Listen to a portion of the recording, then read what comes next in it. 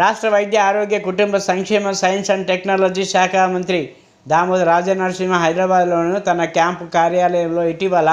సంగారెడ్డి జిల్లాలోని చందాపూర్ గ్రామంలో SV Organics limited pharma కంపెనీలో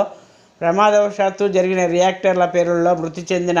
5 కార్మికుల కుటుంబాలకు గతంలో ప్రకటించిన ఒక్కో కార్మిక కుటుంబానికి 41 లక్షల రూపాయల నష్టపరిహారాన్ని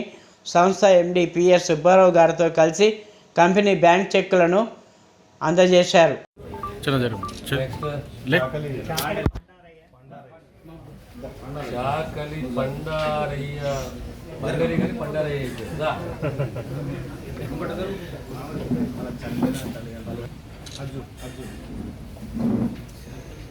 నెక్స్ట్ చాకలి కృతిక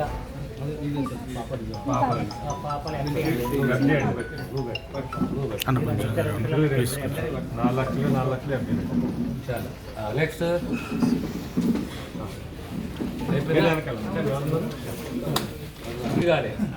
మిగతా వాళ్ళు తట్టలు మోసినట్టే ఏంటి వెంకటరమణ వాళ్ళ